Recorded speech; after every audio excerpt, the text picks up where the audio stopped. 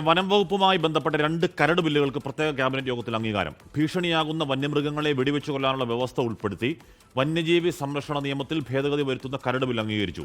സ്വകാര്യ ഭൂമിയിൽ നട്ടുവളർത്തിയ ചന്ദനമരം വനം വകുപ്പ് മുഖേന ഉടമയ്ക്ക് മുറിക്കുന്നതിനായുള്ള കരട് ബില്ലിനും അംഗീകാരം നൽകി. ഷഫീദ് റാവുത്തർ വിവരങ്ങൾ വച്ചിരുന്നു. ഷഫീദ്, ചന്ദനമരത്തിനപ്പുറം ഈ ശല്യക്കാരായ വന്യജീവികളെ വെടിവെച്ചു കൊല്ലാൻ അനുവാദം നൽകുന്ന ഭേദഗതി അത് നിർണായകമായ ഭേദഗതിയാണ്. അശ്മി, സംസ്ഥാനത്ത് ഇപ്പോൾ നേരിടുന്ന മനുഷ്യ വന്യജീവി സംഘർഷം, അതുമായി ബന്ധപ്പെട്ട് അക്കാര്യത്തിൽ മനുഷ്യജീവന് സംരക്ഷണം ഒരുക്കാൻ സർക്കാർ മുന്നോട്ട് വയ്ക്കുന്ന മലയോര മേഖലയിലെ ആളുകൾക്ക് വലിയ സഹായകരമാകുന്ന ഒരു ബില്ല് അതാണിപ്പോൾ പ്രത്യേക ക്യാബിനറ്റിൽ അംഗീകാരം നൽകിയിട്ടുള്ളത്. അക്രമകാരികളായിട്ടുള്ള മൃഗങ്ങളെ കൊല്ലാനുള്ള ബില്ല്, വെടിവെച്ച് കൊല്ലാനുള്ള വനനിയമ ഭേദഗതി അതടക്കമുള്ള കാര്യങ്ങൾക്കുള്ള ഒരു ബില്ല്, അതിൻ്റെ കരട് ബില്ലിനാണ് ഇപ്പോൾ മന്ത്രിസഭായോഗം അംഗീകാരം നൽകിയിട്ടുള്ളത്. അതേപോലെ തന്നെ രണ്ടാമത്തെ ഒരു കാര്യം, അതിൽ കേന്ദ്ര നിയമത്തിലെ ഭേദഗതി അടക്കമുള്ള കാര്യങ്ങൾ അതുണ്ടാകും. കേന്ദ്ര നിയമമായിരുന്നു അക്കാര്യത്തിലൊരു തടസ്സമായി ഉണ്ടായിരുന്നത്. കാറ്റഗറി അടക്കമുള്ള കാര്യങ്ങൾ പണ്ടൊക്കെ ഈ വിഷയവുമായി ബന്ധപ്പെട്ട് ചർച്ചയാവുകയും ചെയ്തതാണ്. അതാണ് ഒന്നാമത്തെ ബില്ല്. അതാണ് കേരളത്തെ സംബന്ധിച്ച് അല്ലെങ്കിൽ മലയോര മേഖലയിലെ മനുഷ്യരെ സംബന്ധിച്ച് അവർക്ക് ആശ്വാസമാകുന്ന ഏറ്റവും പ്രധാനപ്പെട്ട ഒരു കാര്യം. മാത്രമല്ല, ഇന്ന് രാവിലെയും നമ്മൾ കണ്ടതാണ് കാട്ടാന ആക്രമണത്തിന്റെ വാർത്തകൾ. സ്വാഭാവികമായും അക്രമകാരികളായിട്ടുള്ള വന്യമൃഗങ്ങളെ തുരത്താൻ ഇങ്ങനെ ഒരു നിയമം വരുമ്പോൾ അത് ഏതെങ്കിലും തരത്തിൽ ഒരുപാട് നടപടിക്രമങ്ങൾ കാക്കുന്നു എന്നുള്ളതിനപ്പുറത്തേക്ക് അത് സഹായകരമായ ഒന്നായി മാറും. രണ്ടാമത്തെ പ്രധാനപ്പെട്ട ഒരു കാര്യം എന്ന് പറയുന്നത് അത് ഈ ചന്ദനമരം മുറിയുമായി ബന്ധപ്പെട്ടുള്ളതായിരുന്നു. അതിൽ തന്നെ ഈ സ്വകാര്യ ഭൂമിയിൽ നട്ടുവളർത്തിയ ചന്ദനമരം വനം വകുപ്പ് മുഖേന ഉടമയ്ക്ക് മുറിക്കുന്നതിനായിട്ടുള്ള കരട് ബില്ലും അംഗീകരിച്ചിട്ടുണ്ട്. അങ്ങനെ 2 പ്രധാനപ്പെട്ട ബില്ലുകൾ വനം വകുപ്പുമായി ബന്ധപ്പെട്ട് അംഗീകരിച്ചാണ് ഇന്ന് മന്ത്രിസഭായോഗം തീരുമാനമെടുത്തിട്ടുള്ളതിൽ ഏറ്റവും പ്രധാനപ്പെട്ട കാര്യം, തിങ്കളാഴ്ച ആരംഭിക്കാനിരിക്കുന്ന നിയമസഭാ സമ്മേളനത്തിൽ ഈ ബില്ല് അവതരിപ്പിക്കും. അതിനുശേഷമായിരിക്കും അതിലെ ചർച്ചകൾക്കൊടുവിൽ അംഗീകാരം ഉണ്ടാവുക. ഏതായാലും വളരെ സുപ്രധാനമായിട്ടുള്ളൊരു ബില്ലാണ് വനം വകുപ്പുമായി ബന്ധപ്പെട്ട്. 2 ബില്ലുകൾ ഉണ്ടായിട്ടുണ്ട്. അതേസമയം വനം എക്കോ ടൂറിസം ബോർഡ് ബില്ല് അത് മാറ്റിവെച്ചിട്ടുണ്ട്. മന്ത്രിസഭാ യോഗത്തിൽ മുഖ്യമന്ത്രി മറ്റു വകുപ്പുകളുമായി ചേർന്ന് ചർച്ച ചെയ്ത ശേഷം അക്കാര്യത്തിൽ തീരുമാനമെടുക്കാം എന്നറിയിക്കുകയായിരുന്നു. ഹാഷ്മി, ഷഫീദ്, ഒരു ദിവസം മുൻപ് ഒരു ദിവസം ആ ഭേദഗതി ഉണ്ടായാൽ മലയോര മേഖലയിൽ ജനങ്ങൾക്ക് വലിയ ആശ്വാസം ഉണ്ടാകുന്നതാണ്. നമുക്കറിയാം, ദിവസേന എന്നോണം ഈ വന്യമൃഗം ആക്രമിക്കലും കടിച്ചു കയറലും കൊല്ലലും വളർത്തുമൃഗങ്ങളെ വേട്ടയാടലും ഒക്കെ നമ്മൾ ഒരുപാടായി കണ്ടതാണ്. അപ്പോൾ ഇനി കരട് ബില്ല് ഭേദഗതി ക്യാബിനറ്റ് യോഗത്തിൽ അംഗീകാരം കിട്ടി. ഇനി അതിൻ്റെ തുടർ പ്രൊസീജിയർ എങ്ങനെയാകും ഷഫീദ്? ഈ 2 ബില്ലുകളും ഈ തിങ്കളാഴ്ച തുടങ്ങുന്ന നിയമസഭാ സമ്മേളനത്തിൽ കൊണ്ടുവരും. ശേഷം ചർച്ചയടക്കമുള്ള കാര്യങ്ങൾ ഉണ്ടാകും. അതിനുശേഷമാണ് അത് പ്രാക്ടിക്കലി പോസിബിൾ ആകുന്നത്. മാത്രമല്ല, ഈ വിഷയത്തിൽ കേന്ദ്ര നിയമം നമുക്കൊരു തടസ്സമാണ്. കേന്ദ്ര നിയമത്തിലെ ചില ഭേദഗതികൾ സംബന്ധിച്ച് സംസ്ഥാന സർക്കാരിന് ആശങ്കയുണ്ടായിരുന്നു. പക്ഷേ അതിലാണ് ഇപ്പോൾ നമ്മൾ ഭേദഗതി വരുത്താനുള്ള കരട് ബില്ല് അംഗീകാരം നൽകി നിയമസഭയ്ക്ക് മുൻപിലേക്ക് കൊണ്ടുവരുന്നത്. അവിടെ ചർച്ചയ്ക്ക് ശേഷമായിരിക്കും ആ ബില്ല് പാസ്സാവുക. അതിൽ ഏതെങ്കിലും തരത്തിൽ ടെക്നിക്കൽ പോസിബിലിറ്റി എന്നുള്ള സാധനം ഇനി ഉണ്ടാകില്ല എന്നുള്ളതാണ്. മാത്രമല്ല, ഈ മലയോര മേഖലയിലെ ജനങ്ങളുടെ പ്രശ്നങ്ങൾ ഇങ്ങനെ സജീവമായി ചർച്ചയാകുമ്പോഴൊക്കെ സംസ്ഥാന സർക്കാരിന് മുൻപിലുള്ള ആശങ്ക അതായിരുന്നു. അതാണ് ഇത്രയേറെ പഠനത്തിന് ശേഷം അല്ലെങ്കിൽ ഒരുപാട് കാലതാമസത്തിന് ശേഷം സംസ്ഥാന സർക്കാർ അതിന് അംഗീകാരം, നിയമപരമായിട്ടുള്ള പ്രാബല്യം കൊടുത്തുകൊണ്ട് അത് നിയമസഭയുടെ മുൻപിലേക്ക് കൊണ്ടുവരുന്നത് എന്നുള്ളതും ഏറ്റവും പ്രധാനപ്പെട്ട കാര്യം. അതിലിനി 2-3 കാര്യങ്ങൾ കൂടി ഇതുമായി ബന്ധപ്പെട്ട് കൂട്ടിച്ചേർക്കാനായിട്ടുണ്ട്. ഒന്നാമത്, നിയമസഭയിലെ ആ പ്രൊസീജിയേഴ്സ് കഴിഞ്ഞ ശേഷം എന്തായിരിക്കും അതിൻ്റെ ഒരു തുടർ നീക്കം എന്നുള്ള കാര്യം, അതും ശ്രദ്ധേയമായിട്ടുള്ള കാര്യമാണ്. ചർച്ചയിൽ പ്രതിപക്ഷം ഈ വിഷയത്തെ പൂർണ്ണമായും പിന്തുണയ്ക്കുന്നുള്ള കാര്യത്തിലും തർക്കമില്ല. കാരണം അത്രയേറെ ഉണ്ടായിരുന്നു സംസ്ഥാനത്തെ മനുഷ്യ വന്യജീവി സംഘർഷം. ഏതായാലും ആ നിയമപരമായിട്ടുള്ള പ്രാക്ടിക്കൽ പോസിബിലിറ്റി ഒക്കെ അതുമായി ബന്ധപ്പെട്ട് യാഥാർത്ഥ്യമാവുകയാണ്. ഇന്ന് ചേർന്ന പ്രത്യേക മന്ത്രിസഭാ യോഗത്തിലാണ് വനംവകുപ്പുമായി ബന്ധപ്പെട്ട നിർണായകമായിട്ടുള്ള 2 ബില്ലുകൾ, അതിലൊന്ന് അക്രമകാരികളായിട്ടുള്ള വന്യമൃഗങ്ങളെ വെടിവെച്ച് കൊല്ലാനുള്ള ഒരു നീക്കം, അത് രണ്ടാമതിന്റെ നിയമ ഭേദഗതി, കേന്ദ്ര നിയമ ഭേദഗതിയായിരുന്നു വേണ്ടിയിരുന്നത്. അതിനിപ്പോൾ ആ കരട് ബില്ലിൽ അംഗീകാരം നൽകിയിട്ടുണ്ട്. ആ ബില്ലിൽ എന്തൊക്കെയുണ്ട്, എങ്ങനെയൊക്കെ ഉണ്ട് എന്നുള്ള കാര്യങ്ങളിൽ ഇനി വ്യക്തമായ ചില ചിത്രങ്ങൾ കൂടി പുറത്തു വരാനിരിക്കുന്നു. ഷഫീദ്, ഈ വന്യജീവികളെ കൊല്ലാൻ അനുവദിക്കണമെന്ന് കേരളത്തിന്റെ ആവശ്യം കേന്ദ്രം പലയാവർത്തി നിരാകരിക്കപ്പെട്ടതാണ്. അപ്പോൾ അതിനെ മറികടക്കുക എന്ന ലക്ഷ്യം കൂടി ഈ ഭേദഗതിക്കുണ്ട്.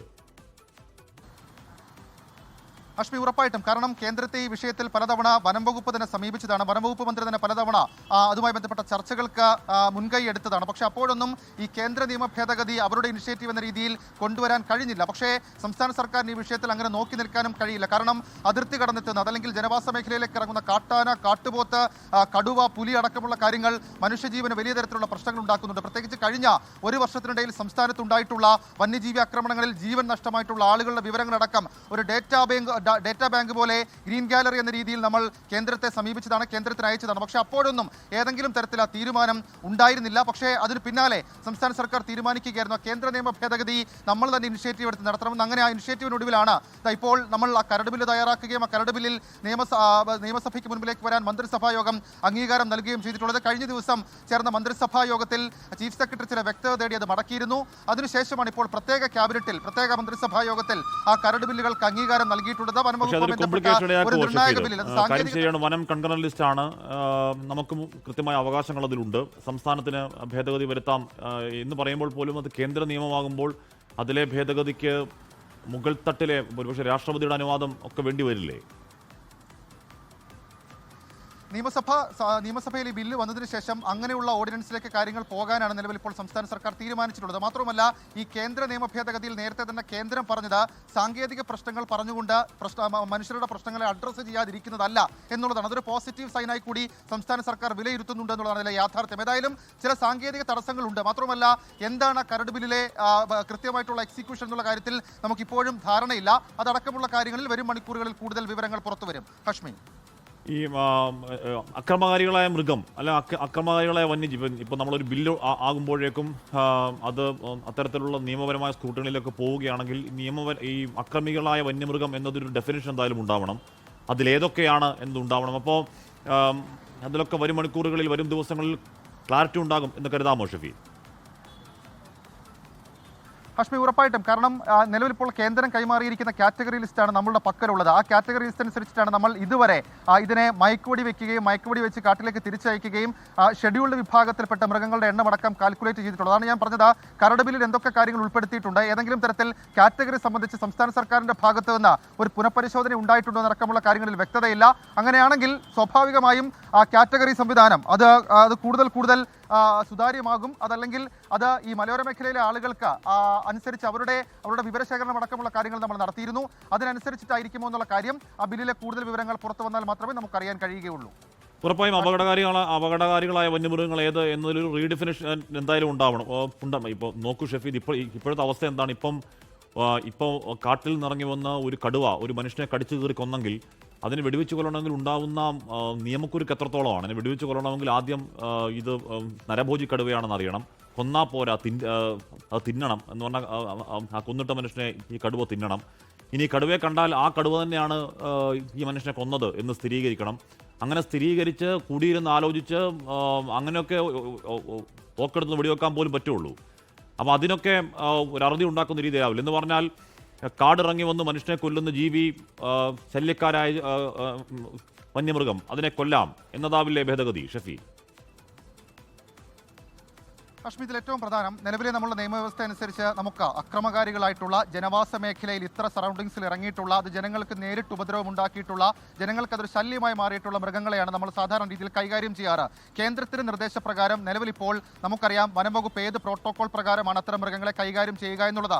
അത് കടുവയുടെ കാര്യമാണെങ്കിലും കാട്ടാനയുടെ കാര്യമാണെങ്കിലും ആദ്യഘട്ടത്തിൽ നമുക്കതിനൊരു റാപ്പിഡ് ആക്ഷൻ ഇല്ല, അല്ലെങ്കിൽ ഒരു റാപ്പിഡ് റെസ്പോൺസ് ഇല്ല എന്നുള്ള ആക്ഷേപം ശക്തമാണ്. മാത്രമല്ല, ഈ വയനാട്ടിൽ, ഇടുക്കിയിൽ അടക്കം നമ്മളുടെ മലയോര മേഖലയിൽ തുടർച്ചയായിട്ടുണ്ടാകുന്ന മനുഷ്യ വന്യജീവി സംഘർഷങ്ങളുമായി ബന്ധപ്പെട്ട ഒരു സഡൻ ആക്ഷൻ ഇല്ല എന്നുള്ളത് മുഖ്യമന്ത്രിയുടെ ഒരു വാർത്താ സമ്മേളനത്തിൽ മുഖ്യമന്ത്രി അക്കാര്യം വിശദീകരിച്ചതൊക്കെ അന്ന് നമ്മൾ ട്രോളായി കണ്ടതാണ്. കാരണം അതിനുശേഷം ഒരു ചർച്ച, ഒരു ക്വിക്ക് ആക്ഷൻ ഇല്ല, ഒരു ക്വിക്ക് റെസ്പോൺസ് ഇല്ല എന്നൊക്കെയുള്ള ആശങ്കകൾ അന്ന് ഉയർന്നതാണ്. പക്ഷേ അപ്പോഴും സംസ്ഥാനത്തിന് മുൻപിലുള്ള അന്നത്തെ ഏറ്റവും വലിയൊരു തലവേദന അത് കേന്ദ്ര നിയമമായിരുന്നു. മാത്രമല്ല, കേന്ദ്ര നിയമത്തിലെ കാറ്റഗറി, കേന്ദ്ര നിയമത്തിലെ സാക്ഷൻ, കേന്ദ്ര നിയമത്തിലെ എക്സിക്യൂഷൻ, ഈ മൂന്ന് കാര്യങ്ങളിൽ സംസ്ഥാനത്തെ സംബന്ധിച്ച് വലിയ തരത്തിലുള്ള തലവേദനയും സംസ്ഥാനത്തിന് ആശങ്കയും ഉണ്ടായിരുന്നു. പക്ഷേ അന്നൊന്നും പരിഹരിക്കപ്പെടാത്ത ആ വിഷയത്തെ പിന്നീട് സംസ്ഥാനം ഇത് തുടർച്ചയായിട്ട് ഇത്തരം അക്രമകാരികളായിട്ടുള്ള വന്യജീവികളുടെ ആക്രമണങ്ങൾ ഉണ്ടാവുകയും അതിന് പിന്നാലെ ആ ഡേറ്റാ ബാങ്ക് ഉൾപ്പെടെയുള്ള കാര്യങ്ങൾ കേന്ദ്രത്തെ അറിയിച്ച് കേന്ദ്രത്തെ സമീപിച്ച ആ വിഷയത്തിൽ കേന്ദ്രത്തിന്റെ ഭാഗത്ത് നിന്നൊരു നീക്കവും ഉണ്ടാകുന്നില്ല എന്ന് കണ്ടതോടുകൂടിയാണ് കേന്ദ്ര നിയമ ഭേദഗതി എന്നുള്ള കാര്യത്തിലേക്ക് സംസ്ഥാന സർക്കാർ എത്തിയത്. അപ്പോൾ ഈ കേന്ദ്ര നിയമ ഭേദഗതി എന്നുള്ളതിൽ ഞാൻ മുൻപ് പറഞ്ഞതുപോലെ സാങ്കേതികമായിട്ടുള്ള തടസ്സങ്ങൾ സ്വാഭാവികമായും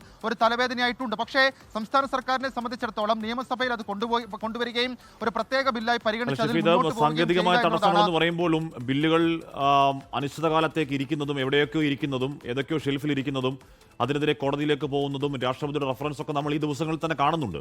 എന്ന് പറഞ്ഞാൽ ഇത് കേന്ദ്ര നിയമത്തിന് വിരുദ്ധമാണ്, എന്ന് പറഞ്ഞാൽ കേന്ദ്ര നിയമത്തെ ഭേദഗതി ചെയ്യലാണ്. കേന്ദ്രത്തോട് നമ്മൾ ആവശ്യപ്പെട്ടിട്ട് നമ്മൾ നമ്മുടേതായ വഴിയിൽ പോകാൻ നമ്മൾ നിർബന്ധിതമായി നമ്മൾ ആ വഴിക്ക് പോകുന്നതാണ്. അതുകൊണ്ട് ആ വഴിയിൽ മുന്നോട്ടേക്ക് പോക്ക് എളുപ്പമാകും എന്ന് സർക്കാരും കരുതുന്നുണ്ടോ ഷഫീദ്? അഷ്മി, അതിലെ നിയമ പോരാട്ടം സ്വാഭാവികമായും സർക്കാർ പ്രതീക്ഷിക്കുന്നുണ്ട്. കാരണം നമുക്ക് നമ്മളുടേത് തന്നെ സംസ്ഥാനത്തിൻ്റെ തന്നെ എന്തോരം ബില്ലുകളിൽ ഇപ്പോൾ അനിശ്ചിതത്വം, എന്തുമാത്രം ബില്ലുകൾ അനിശ്ചിതത്വം ഉണ്ടായിട്ടിരിക്കുന്നു, അത് എത്രത്തോളം നമ്മൾ നിയമ പോരാട്ടം നടത്തുന്നുള്ള കാര്യമൊക്കെ നമുക്കറിയാം. മാത്രമല്ല, നിലവിൽ ഇപ്പോൾ സംസ്ഥാനത്തെ സംബന്ധിച്ചിടത്തോളം ഈ ബില്ലുകൾ അനന്തമായി നീളുന്നതിൽ സംസ്ഥാന സർക്കാരിനെ സംബന്ധിച്ച് സംസ്ഥാനങ്ങൾക്ക് അനുകൂലമായിട്ടുള്ള ചില കോടതി നിരീക്ഷണമൊക്കെ വന്നിട്ടുണ്ട്. അതാണ് സംസ്ഥാന സർക്കാർ പ്രതീക്ഷയോടെ കാണുന്നത്. മാത്രമല്ല, ഇത് പൊതുജനങ്ങളെ നേരിട്ട് ബാധിക്കുന്ന ഒരു വിഷയമാണ്. അതിൻ്റെ ഡേറ്റാ ബാങ്ക് ഉൾപ്പെടെയുള്ള കാര്യങ്ങൾ സംസ്ഥാന സർക്കാരിൻ്റെ പക്കലുണ്ട്. അതിനപ്പുറത്തേക്ക് ജനങ്ങൾക്ക് ജീവഹാനി ഉണ്ടാക്കുന്ന പ്രശ്നമാണ്. അതാണ് അവർ സ്പെഷ്യൽ റൂളായി ഇതിനെ ഇനിഷ്യേറ്റ് ചെയ്യുന്നത്. ജനങ്ങൾക്ക് ജീവഹാനി ഉണ്ടാക്കുന്ന പ്രശ്നങ്ങളാണ്. പ്രത്യേകിച്ച് കഴിഞ്ഞ ഒരു വർഷത്തെ നമ്മുടെ കണക്കുകൾ അത് നമ്മൾ നിരത്തുന്നുണ്ട്. ആ രീതിയിൽ പ്രതീക്ഷയോടെ മുന്നോട്ട് പോകാം എന്നുള്ളതാണ് ഇപ്പോൾ ഈ പ്രത്യേക മന്ത്രിസഭാ യോഗത്തിൽ ആ കരട് ബില്ലിന് അംഗീകാരം കൊടുത്ത് നിയമസഭയിലേക്ക് ആ ബില്ല് കൊണ്ടുവരുന്നതിൽ സർക്കാർ കാണിക്കുന്ന ഏറ്റവും പ്രധാനപ്പെട്ട പ്രതീക്ഷ. ഹഷ്മി, ഈ നമ്മൾ നേരത്തെ പറഞ്ഞു കേട്ടത് ഈ അക്രമകാരികളായ മൃഗങ്ങളെ അല്ലെങ്കിൽ നാട്ടിലേക്ക് ഇറങ്ങി പ്രശ്നമുണ്ടാക്കുന്ന അല്ലെങ്കിൽ മനുഷ്യന്മാരെ കൊല്ലുന്ന അല്ലെങ്കിൽ ആക്രമിക്കുന്ന മൃഗങ്ങളെ ഒന്നുകിൽ കൊല്ലാം അല്ലെങ്കിൽ മയക്കൂടി വെച്ച് പിടികൂടാം എന്ന തരത്തിലാണ് ഭേദഗതി എന്നുള്ളതായിരുന്നു. ഈ ഭേദഗതിയുടെ കൂടുതൽ വിവരങ്ങൾ, കൂടുതൽ സ്പെസിഫിക്കേഷൻ അറിവാകുന്നുണ്ടോ ഷഫീ? അഷ്മി, ഇതിൽ നേരത്തെ നമ്മുടെ ക്ഷുദ്രജീവിയെ പ്രഖ്യാപിച്ചിട്ടുള്ള ഒരു കാറ്റഗറി, അതേപോലെ തന്നെ വൈൽഡ് കാറ്റഗറിയിൽ പെടുത്തിയിട്ടുള്ള മറ്റൊരു കാറ്റഗറി, അങ്ങനെ 3 പ്രധാനപ്പെട്ട കാറ്റഗറിയിലാണ് കേന്ദ്ര നിയമത്തിന്റെ അടിസ്ഥാനത്തിൽ നമ്മൾ ഇതുവരെ ഇക്കാര്യങ്ങൾ നടത്തിക്കൊണ്ടിരുന്നത്. എന്നാൽ ഈ കരട് ബില്ലിൽ ആ കാറ്റഗറി, ഞാൻ മുൻപ് ചോദിച്ചുള്ള സാങ്ഷൻ, എക്സിക്യൂഷൻ, ഈ 3 കാര്യങ്ങളിൽ ചില മാറ്റങ്ങൾ ഉണ്ട് എന്നുള്ള സൂചനകൾ പുറത്തു വരുന്നുണ്ട്. പക്ഷേ അതിൽ ക്ലാരിറ്റി ഇല്ലാത്തതുകൊണ്ട് നമുക്കത് പങ്കുവയ്ക്കാൻ കഴിയില്ല. അല്പസമയത്തുള്ള അതുമായി ബന്ധപ്പെട്ട കൂടുതൽ വിവരങ്ങൾ ലഭ്യമാവുകയും ചെയ്യും. ഹഷ്മി. ഷഫീർ, ഞാൻ ഇപ്പോൾ സുനിൽ ചക്കട്ടപ്പാറ പഞ്ചായത്ത് പ്രസിഡന്റാണ്. ശ്രീ സുനിൽ ചക്കട്ടപ്പാറ, താങ്കൾ ഒരു നിലപാട് സ്വീകരിച്ചതിൻ്റെ പേരിൽ ആക്രമിക്കപ്പെട്ട ആളുകൂടിയാണ്. പക്ഷേ താങ്കൾ സധൈര്യം ആ നിലപാടിൽ മുന്നോട്ടേക്ക് പോവുകയും ചെയ്ത ഒരു പഞ്ചായത്ത് പ്രസിഡന്റാണ്. എന്ന് പറഞ്ഞാൽ ആക്രമിക്കാൻ വരുന്ന ഈ ജീവികളെ ഞങ്ങൾ കൊല്ലും എന്നങ്ങ് പറയലായിരുന്നു. അതിൽ താങ്കളുടെ വഴിയിൽ സർക്കാർ വരുന്നുണ്ടെന്ന് തോന്നുന്നു. ഭേദഗതിയോട് താങ്കളുടെ പ്രതികരണം എന്താണ് സുനിൽ ചക്കട്ടപ്പാറ?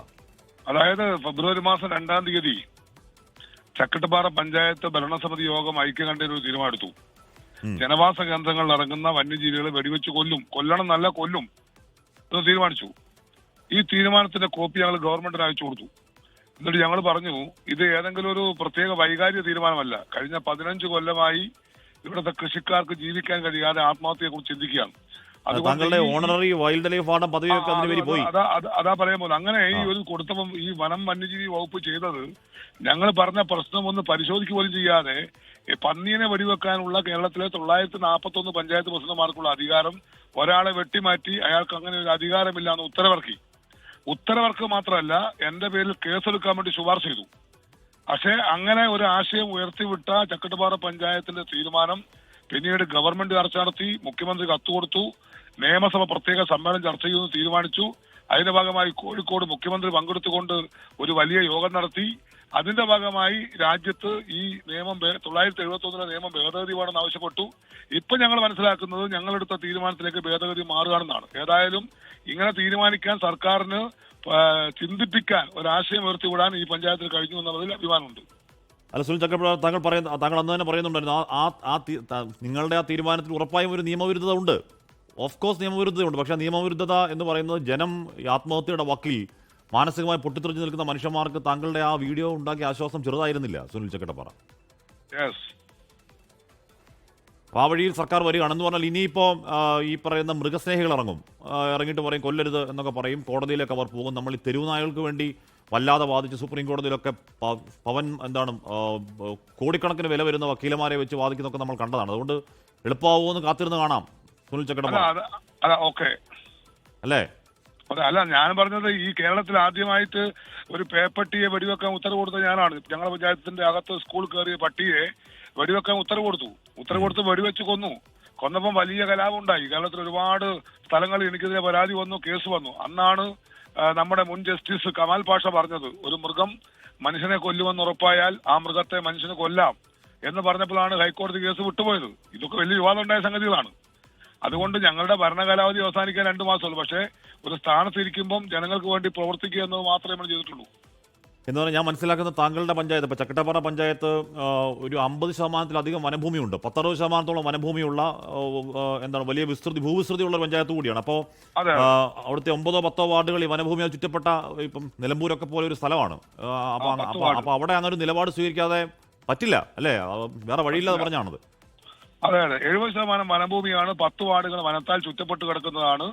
വന്യജീവി ഇന്നലെ ഇവിടുത്തെ ഒരു തൊഴിലാളി ആന ചവിട്ടി മാരകമായി പരിക്ക് പറ്റി കിടക്കുകയാണ് ഇവിടെ മെഡിക്കൽ കോളേജിൽ. ഇന്നലെ രാത്രി 12 മണിക്കാണ് സംഭവം. ഞങ്ങൾ അദ്ദേഹത്തെ കാണാൻ പോവാണ്.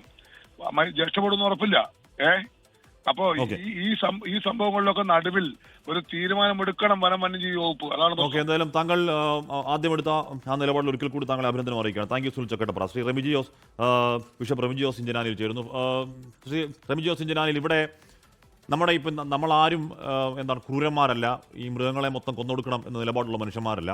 പക്ഷെ കാടിറങ്ങി വന്ന് മനുഷ്യജീവിതം അങ്ങേയറ്റം അസാധ്യമാക്കുന്ന ഈ ജീവികളെ എന്താണ് കൊന്നൊടുക്കണമെന്ന നിലപാടുണ്ട്. ആ നിലപാടിലേക്ക് സർക്കാർ വരുന്നതിനുള്ള പ്രതികരണം എങ്ങനെയാണ്? അത് തീർച്ചയായിട്ടും സന്തോഷം നൽകുന്നതാണ്. കുടിയേറ്റ ജനതയ്ക്ക്, മലയോരങ്ങളിൽ വാസിക്കുന്നവർക്ക് വലിയ പ്രത്യാശ നൽകുന്നതാണ്. പക്ഷേ എന്തുകൊണ്ട് ഇപ്പോൾ ഒരു തീരുമാനം എടുത്തു, എന്തുകൊണ്ട് ഞങ്ങൾ പതിറ്റാണ്ടുകളായിട്ട് ആവശ്യപ്പെടുന്ന ഒരു തീരുമാനം ഇപ്പോൾ എടുത്തു എന്ന് മാത്രമേ ഒരു സംശയമേ ഞങ്ങൾക്കുള്ളൂ. ഇത് പ്രായോഗിക തലത്തിൽ എത്തിക്കാൻ കഴിയുമോ, എങ്ങനെയാണെങ്കിലും ഞങ്ങളോട് ഒരു കരുണയോടുകൂടെ ഈ ഉത്തരവാദിത്തപ്പെട്ടവര് ഇടപഴകുന്നു എന്നുള്ളത് ഞങ്ങൾക്ക് സന്തോഷവും പ്രത്യാശയും നൽകുന്നതാണ്. നടപ്പിൽ വരട്ടെ എന്നാണ് ഞങ്ങളുടെ പ്രാർത്ഥനയും. അതിൽ ഇതിലൊരു വ്യവഹാരത്തിന്റെയും ഒരു കോംപ്ലിക്കേഷനും വശം കൂടെ ഉണ്ട്. കാര്യം നമ്മൾ ഭേദഗതി ചെയ്യുന്നത് കേന്ദ്ര നിയമമാണ്. കേന്ദ്രത്തോട് നമ്മൾ ആവശ്യപ്പെട്ടിരുന്നു, കേന്ദ്രം അത് ചെവിക്കൊണ്ടിട്ടില്ല. ഇക്കാലം അത്രയും അവർ ഈ പറഞ്ഞ ഏതോ കാലത്തെ, നമ്മൾ ജാമ്പവാന്റെ കാലം എന്നൊക്കെ പറയില്ലേ, ആ കാലത്തെ ഏതോ നിയമം ഉണ്ടാക്കി അതിൽ പിടിച്ചു നിൽക്കായിരുന്നു ഇക്കാലം അത്രയും. അപ്പോൾ നമ്മൾ ആ ഭേദഗതിയോ മുന്നോട്ട് പോകുമ്പോൾ സ്വാഭാവികമായും ചില പ്രതികൂല കാലാവസ്ഥകൾ കൂടി നമ്മൾ പ്രതീക്ഷിക്കണം. റെമിജിയോസ് ഇഞ്ചനാനിയിൽ പ്രതിസന്ധികളില്ലാതെ ഒരു കാര്യവും നടക്കുകയില്ല. പ്രതിസന്ധികൾ ഇത് നിയമങ്ങൾ മനുഷ്യനുണ്ടാക്കുന്നതാണ്. എന്നാൽ മനുഷ്യന്റെ മനുഷ്യന് സംരക്ഷിക്കാൻ നമുക്ക് സാധിക്കുകയില്ല. അത് ഉത്തരവാദിത്വമുണ്ട്. പക്ഷെ മൃഗങ്ങളുടെ ആക്രമണത്തിൽ മനുഷ്യന്റെ ജീവൻ നഷ്ടപ്പെടുമ്പോൾ അത് എത്രയോ വേദനയും ഒരു കുടുംബത്തിന്റെ എല്ലാ ആശ്രയവും ഒരു നിമിഷം കൊണ്ട് തകർന്നു പോകുന്നത്. അവിടെ നിയമങ്ങൾ മാറ്റി എഴുതാൻ നമുക്ക് കഴിയുന്നില്ലെങ്കിൽ എന്ത് പരിഷ്കൃത സമൂഹമാണ് എന്ന് നമ്മൾ എങ്ങനെ വിളിക്കും? അന്താരാഷ്ട്ര തലങ്ങളിൽ എല്ലാ സമൂഹത്തിനും അത് സാധിക്കുന്നുവെങ്കിൽ എന്തുകൊണ്ട് ഇത് സാധിക്കില്ല? തീർച്ചയായിട്ടും തീരുമാനം ഇവിടുന്ന് കേരളത്തിൽ നിന്ന് വരട്ടെ. ഇനി നമുക്ക് അതിന് പിന്നിൽ എന്താണോ പ്രതിസന്ധി, മനുഷ്യരല്ലേ ഇവിടെ ഉള്ളത്, നമുക്കത് തീർക്കാൻ കഴിയുമല്ലോ. Thank you father Mar Remigiose Inchananiyil Thamarassery ബിഷപ്പാണ് ആ വാർത്തയിൽ പ്രതികരണം നടത്തിയത്. എന്തുകൊണ്ട് ഇത്ര വൈകി എന്ന് ചോദിക്കുന്നുണ്ട്. അപ്പോൾ ഇപ്പോഴാണോ നടപ്പാക്കേണ്ടത് എന്നുകൂടി ചോദിക്കുന്നു. പക്ഷേ അങ്ങനെ ചോദിക്കുമ്പോഴും അത് നടപ്പാക്കി കിട്ടിയാൽ ഗംഭീരമായ തീരുമാനമാണ് എന്നതാണ് താമരശ്ശേരി ബിഷപ്പിന്റെ ആ വിഷയത്തിൽ ആദ്യ പ്രതികരണം. ഷഫീദ് റാവുത്തർ തുടരുന്നു. ഷഫീദ്, എന്താണ് സോഫാർ സോ ഗുഡ് എന്ന് പറയുന്നത് പോലെ വയ്യാലും ഇതിപ്പോൾ ഉണ്ടാകുന്നത് നല്ല കാര്യം. അത് ഈ പറഞ്ഞ മലയോര മേഖല, മലയോര ജനതയൊക്കെ അങ്ങേയറ്റം സ്വാഗതം ചെയ്യുന്ന തീരുമാനം തന്നെയാകും ആ തീരുമാനം, ആ ഭേദഗതി. എന്ന് പറഞ്ഞാൽ ഈ പറയുന്ന മലയോര മേഖല ഒന്നാകെ വലിയ അമർഷത്തിലാണ്. നിലമ്പൂര് ഈ എന്താണ് എം സ്വരാജ് പരാജയപ്പെടാനുള്ള പ്രധാന കാരണങ്ങൾ ഒന്നായി ഞാൻ വ്യക്തിപരമായി അവിടെ പോയി റിപ്പോർട്ട് ചെയ്ത ഒരാളെന്ന നിലയ്ക്ക്, ഒരുപാട് മനുഷ്യരുമായി സംസാരിച്ച ആളെന്ന നിലയ്ക്ക് ഞാൻ വ്യക്തിപരമായി കരുതുന്നത് അവിടുത്തെ ജനങ്ങൾക്കിടയിൽ നിൽക്കുന്ന കടുത്ത അമർഷം ഈ വന്യജീവി പ്രശ്നത്തിലുണ്ട്. അത് നിലമ്പൂർ മാത്രമല്ല, മലയോര മേഖല ഒന്നാകെ ഉണ്ട്. ജോസ് കെ മാണിക്കടക്കം ആ അമർഷം അദ്ദേഹം പലയാവർത്തി പരോക്ഷമായി പ്രകടിപ്പിച്ചതുമാണ്. അപ്പോൾ എന്തുകൊണ്ട് ഇതിൻ്റെ ടൈമിംഗ് എന്നൊരു രാഷ്ട്രീയം സ്വാഭാവികമായി ഉണ്ടാകും. അയ്യപ്പ സംഗമം, ന്യൂനപക്ഷ സംഗമത്തിൻ്റെ കൂട്ടത്തിൽ അവസാന മണിക്കൂറുകളിൽ വരുന്ന ഈ നിയമത്തിൽ സ്വാഭാവിക പ്രതിപക്ഷം ഒരു രാഷ്ട്രീയം കാണും. ഷഫീദ്, കശ്മീർ ഉറപ്പായിട്ടും അതിൽ ഏറ്റവും പ്രധാനമെന്ന് പറയുന്നത് നമ്മൾ ഇത് തെരഞ്ഞെടുപ്പ് വർഷമാണെന്നുള്ള കാര്യത്തിൽ തർക്കമില്ല. നമുക്കറിയാം അതുമായി ബന്ധപ്പെട്ട സർക്കാരിൻ്റെ പലതരത്തിലുള്ള തീരുമാനങ്ങളും അങ്ങനെ വ്യാഖ്യാനിക്കപ്പെടുന്നുമുണ്ട്. പക്ഷേ ഈ വിഷയത്തിൽ സംസ്ഥാന സർക്കാരിനെ സംബന്ധിച്ചിടത്തോളം ഇങ്ങനൊരു തീരുമാനമെടുക്കാതെ അവർക്ക് മുന്നോട്ട് പോകാൻ കഴിയാത്തത്ര സാമൂഹിക സാഹചര്യം കേരളത്തിലുണ്ട് എന്നുള്ള കാര്യം ഉറപ്പാണ്. കാരണം ഒരൊറ്റ ദിവസമെങ്കിലും ഒരു മനുഷ്യ വന്യജീവി സംഘർഷത്തിൻ്റെ ആക്രമണ വാർത്ത പറയാതെ, ആ ബുദ്ധിമുട്ട് പറയാതെ എനിക്ക് തോന്നുന്നില്ല കഴിഞ്ഞൊരു 1.5 വർഷമായി ഈ മലയാളത്തിലെ മാധ്യമങ്ങൾ അങ്ങനെ റിപ്പോർട്ട് ചെയ്യപ്പെട്ടിട്ടുണ്ടാവുമെന്ന് തോന്നുന്നില്ല. അത്രത്തോളം രൂക്ഷമായിരുന്നു മലയോര മേഖലയിലെ. അതിനൊക്കെ അപ്പുറത്തേക്ക് ഈ ജനവാസ മേഖലയിലേക്ക് ഇത് കാര്യമായി ഇറങ്ങി വലിയ പ്രശ്നങ്ങൾ ഉണ്ടാക്കുകയും ആളുകളുടെ ജീവനടക്കം അത് വലിയ ബുദ്ധിമുട്ടുണ്ടാക്കുകയും ചെയ്തൊരു സാഹചര്യത്തിൽ ഇത് വൈകി എന്നുള്ള കാര്യത്തിൽ തർക്കമില്ല. കാരണം അതിന് സാങ്കേതികമായിട്ടുള്ള ന്യായങ്ങൾ സംസ്ഥാന സർക്കാർ ഉറപ്പായും പറയും. പക്ഷേ അല്ലെങ്കിൽ കേന്ദ്രത്തിൻ്റെ നിയമം അത് ചൂണ്ടിക്കാണിക്കും. അതൊരു ടെക്നിക്കൽ റീസൺ തന്നെയാണ്. പക്ഷേ അതിനൊക്കെ അപ്പുറത്തേക്ക് അത് കടന്നുകൊണ്ടുള്ള ഒരു ഇച്ഛാശക്തി സർക്കാരിൻ്റെ ഭാഗത്ത് നിന്ന് മുൻപ് എന്തുകൊണ്ട് വന്നില്ല എന്നുള്ള ചോദ്യം വരും. കാരണം കഴിഞ്ഞ നിയമസഭാ സമ്മേളനത്തിലും ഈ വനം വന്യജീവി സംഘർഷം ഒരു വലിയ പ്രശ്നവും വലിയ ചർച്ചയും ഒക്കെ ആയിരുന്നു. പക്ഷേ അപ്പോഴും നമ്മൾ ഈ പറഞ്ഞ ന്യായം നമ്മൾ കേന്ദ്രത്തെ കാത്തു നിൽക്കുന്നു എന്നുള്ളതായിരുന്നു. പക്ഷേ അതൊക്കെ കഴിഞ്ഞു. ഈ നിയമസഭാ സമ്മേളനത്തിലേക്ക് വരുമ്പോൾ നമ്മൾ കേന്ദ്രത്തിൻ്റെ ഇനിഷ്യേറ്റീവിന് വേണ്ടി കാത്തു നിൽക്കുന്നില്ല. അതിനൊക്കെ അപ്പുറത്തേക്ക് നമ്മളായി അതിനകത്തൊരു തീരുമാനമെടുക്കുന്നു. ഏതായാലും ഇതിൻ്റെ തുടർ നീക്കങ്ങൾ, സാങ്കേതികമായിട്ടുള്ള തുടർ സാധ്യതകൾ അതടക്കമുള്ള കാര്യങ്ങൾ വരും ദിവസങ്ങളിൽ ചർച്ചയാകും. ഏതായാലും നിയമസഭയിലേക്ക് വരികയാണ് വന്യജീവി ഭേദഗതി ബില്ല്. ഹാഷ്മി, ഓക്കെ. ഷഫീദ് റാവുത്തറാണ് വാർത്തയുടെ വിവരങ്ങൾ നൽകിയത്. ലോകത്തെവിടെയായാലും ഏത് സമയത്തും 24 വാർത്തകളും ഓഗ്മെന്റഡ് റിയാലിറ്റി പാക്കേജുകളും എക്സ്പ്ലെയിനറുകളും വിശദമായി കാണാൻ ഞങ്ങളുടെ യൂട്യൂബ് ചാനൽ നിങ്ങൾക്ക് സബ്സ്ക്രൈബ് ചെയ്യാം.